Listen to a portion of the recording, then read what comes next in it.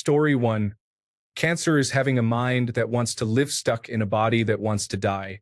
Depression is the opposite. Having a mind that wants to die stuck in a body that wants to live. Story 2. Numb. Every activity is something you need to force yourself to do. And I mean everything. I enjoy playing video games. It doesn't make it easy to get up and start the computer. You start dividing every action into so many components that you get overwhelmed. Want to make tea? Well, you need to get up first. But then you should get dressed, so you need to take off your pajamas. Then, on the way, you should go to the toilet. Go downstairs and open the door to the kitchen. You will have to fill up the kettle and wait for it to boil. What do I do during that? And so on and so on. But also, basically, every emotion is distant. Like, it's there, I can say that yes, I am sad, but it doesn't hit the same as it used to. Everything is more dull, more difficult, more draining. Medications are a lifesaver, though. When I had to go for a few weeks without them, I barely ate anything because I either forgot or didn't have the energy for it. 0 out of 10 don't recommend. I'm just waiting to die somehow, honestly. Story 3. Absolutely everything feels like a burden and a chore. You just feel exhausted and numb, with a total absence of any kind of motivation. All you want is for everything to just be over and done. Story 4. A deep homesickness when you're at home. Like a black cloud moves across the sun and stops, blocking out the light. Like all the worst things have already happened and you're just sitting in the sadness forever. Story 5. This is how I felt when I was depressed before starting medications and therapy. I had no motivation to do the things I normally like to do. My home became very messy and dirty. I scrolled through negative content online but ignored my friends' messages. I couldn't stay awake for an entire workday. I neglected personal hygiene, experienced insomnia or slept way too much, couldn't concentrate on anything, felt like nothing mattered, and had no motivation to make food for myself. Story 6. Like being stuck in a theater you were dragged into, watching a movie you do not like about characters you could not relate to or be emotionally invested in. Story 7. Like when you close your eyes from being so sleepy and aren't able to keep them open anymore. It's that heavy feeling. Instead, it's your whole body just wanting to shut down on itself and sleep forever or just die because you're miserable. Story 8. Cannot remember the comedian who said, and I am paraphrasing, but imagine sitting in a room with the thing you most desire in the world just out of reach. All you have to do is pick it up and all your troubles will be solved. But you cannot find the energy. Story 9. It feels like emptiness and this feeling of being in the middle of the ocean, drowning, but drowning in sadness and hopelessness while nobody is there to help you or understands you. Story 10. I thought I knew depression until chronic illnesses became worse and living with chronic pain all the time. I also have mental illnesses including complex post-traumatic stress disorder with blackouts. Deep depression feels like a hopeless, endless deep dark hole that goes on for miles and miles that you cannot climb out of. You lose interest in everything you love in your life where things are no longer vibrant and devoid of any color. Everything around me looks and feels black and white. You just feel deep existential sadness and emptiness that goes deep inside you. You feel like everyone in your life is better off without you and that you are a burden. You start to find ways to end your life to escape the physical, mental, and emotional pain and suffering you feel. When you start planning it and taking action on it is when it gets really, really dark and bad. Story 11. Sitting next to your loving wife and children, in your homely house full of love and not caring about any of it. Literally feeling nothing. They could be complete strangers for all it matters. Not wanting death but not caring about being alive. There's no point in doing anything because everything is pointless. Story 12. Being so hurt that you do not even know you are hurt anymore. You forgot the reasons that made you get here, you forget even that you are here. You act normal, you believe this is the normal way you are because it has been so long since it started. You disappear in a way. Story 13. Imagine getting ready for some big meaningful event, and then, as soon as you walk outside, you get drenched in water that completely ruins everything.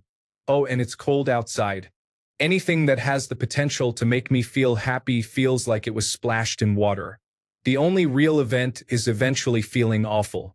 What a waste of time to pretend like anything else can happen. Story 14. The best analogy I've ever seen, as someone who's lived with depression for 20 years, is like being in a hot, candlelit bath only for the candles to blow out and the water to drain, but you can't get out. You're sitting there freezing cold in an empty tub in a dark room, paralyzed by inertia. Story 15. It feels like you have been robbed of your ability to feel happiness, and you are constantly grieving the loss of it. At times, it is a suffocating numbness. At others, it can feel like a flood of hard emotions all at once. It is intensely exhausting. Story 16. Imagine you are sitting in your favorite restaurant, and they serve you your favorite food. You take a bite and realize it does not taste the same anymore. Tastes like ash. You look around and notice everyone else is enjoying the same meal, but you are unable to do so. They all tell you there is something wrong with you. You are probably just being dramatic. Maybe you just want attention. You should just try to enjoy it. But no matter how many times you eat it, it tastes like ash. So, you get used to tasting ash and pretending it is normal. Story 17. Exhausted and tired from just being awake. Very slowly, a single task becomes too much, then another becomes too much, until it feels like a win that you've moved your dishes to the sink. You may not be in bed all day, but your brain is, and you have to constantly coax it forward with a carrot or with actual effort. You have to learn to practice fortitude against yourself and remind yourself every day that it's worth it to push forward. Story 18. You asked me how depression felt, and this is all I could come up with. It feels like I'm walking upstream through a current strong enough to pull me under 4 times over. There are others with me, but they are walking along the banks telling me to just get out of the water. But instead of extending a hand in help, they just move on and leave me behind. Every once in a while, I find a rock that is strong enough for me to lean on, and I can rest for a bit. But the rocks always get tired of holding me up, and when they let go, I'm left drowning, thrown 50 feet back again. And nothing is harder than standing up in that current when everything in you is telling you how much easier things would be if you just let yourself get dragged under. Story 19. In the immortal words of Rodney Dangerfield, my life is nothing but pressure. All pressure. This pressure is like a heaviness. It's always on top of me, this heaviness. It's always been there since I was a kid. Other people wake up in the morning. A new day. Up and at them. I wake up. The heaviness is waiting for me. Sometimes I even talk to it. Isai. Javinas. And the heaviness looks back at me. Today you're going to get it good. You'll be drinking early today. Story 20. Depression is boring. Everything is boring and not worth the effort. Get out of bed. Why bother? Shower, why bother? Do anything you used to love? Boring, no interest. Why bother? Story 21. There's a scene from The Maid that captures it really well. In her mind, she's in this dark hole, and when she looks up, the hole only becomes deeper, far too deep for her to even attempt to climb out. It then shows her realistically on the couch with her boyfriend trying to talk to her and her child playing in front of her. She doesn't even register what's going on in front of her, and she just lies there, devoid of any emotion in her eyes. Story 22. Your positive emotions aren't lasting. Imagine you have a great meal out with people you like. In the moment, the food tastes good, the jokes are funny, and for the brief moments that you're talking to people, you're present and there. It's not that you can't do those things like you used to, but when you get home afterward, you're not riding that high for a few days. They don't become fond memories. You feel down again so fast, it makes you wonder why you bothered. Some people have called it the black dog because of the way it just seems to drag you down again, even if you try to get away from it. And it's frustrating to fight it and feel like you're losing the fight to it, as much as it is to give in and feel like you're feeding it by doing nothing. Story 23. It's different for everyone.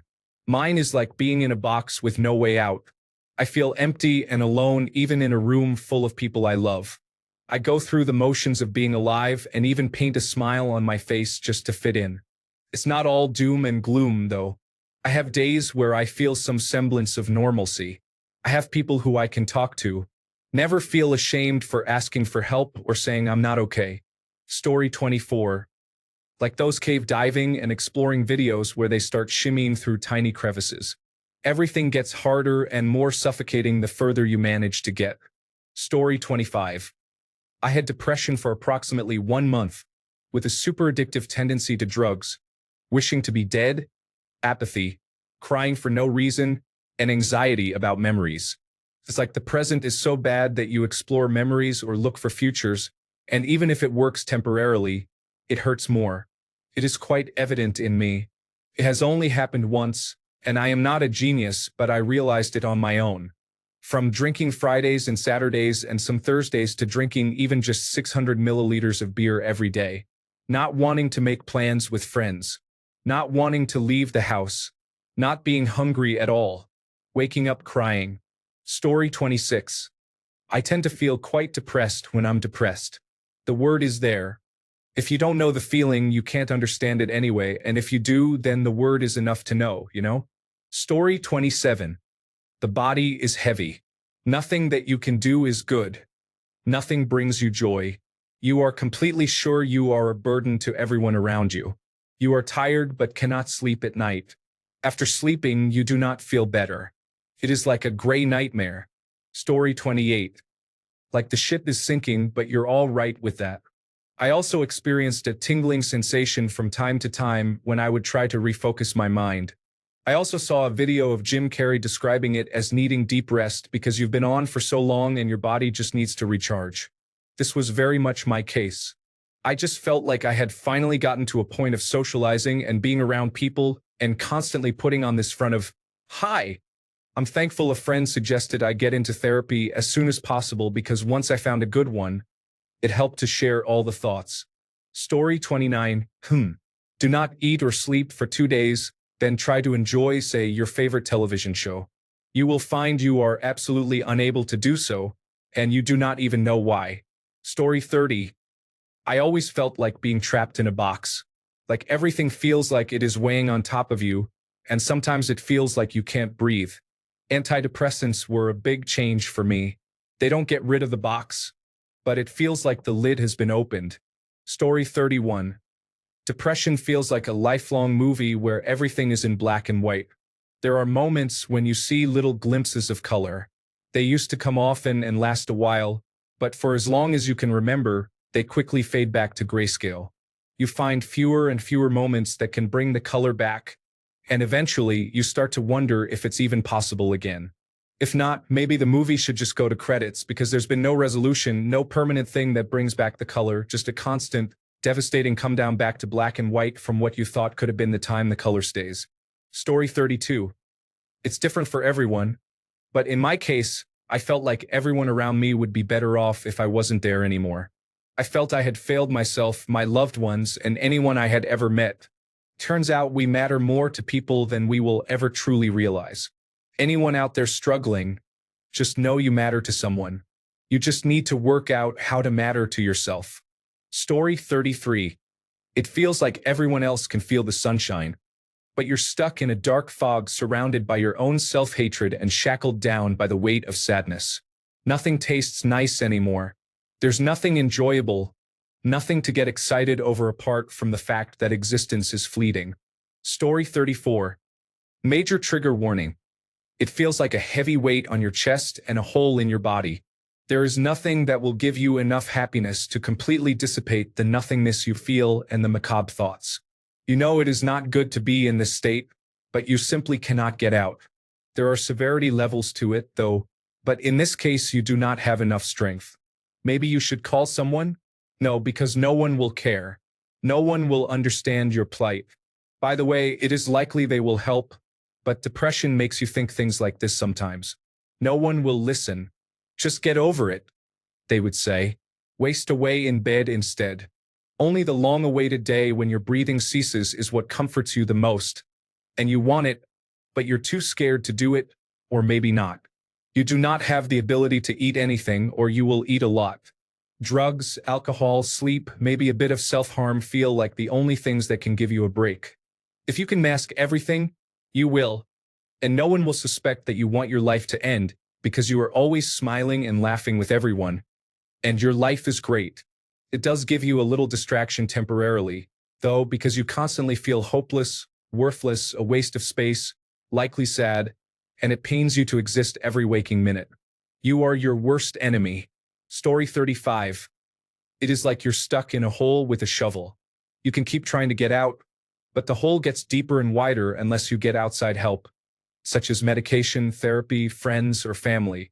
However, the ladder the outside help brings is greased, and you keep slipping, making it a slow ascent. Sometimes that ladder is just a bit short, as with chronic depression, and you can never really escape. This might be a "I'm 14 and this is deep" take, but it's just how I feel. Story 36.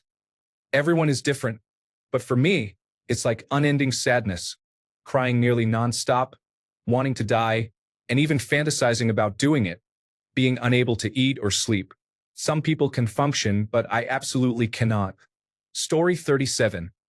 Isolation and emptiness are prevalent, and emotions like happiness or any type of fulfillment are rare. Keeping yourself alive feels like a chore, and social relationships feel like a chore. You cannot help but daydream about ending your life. You stop caring about consequences and find yourself longing for death.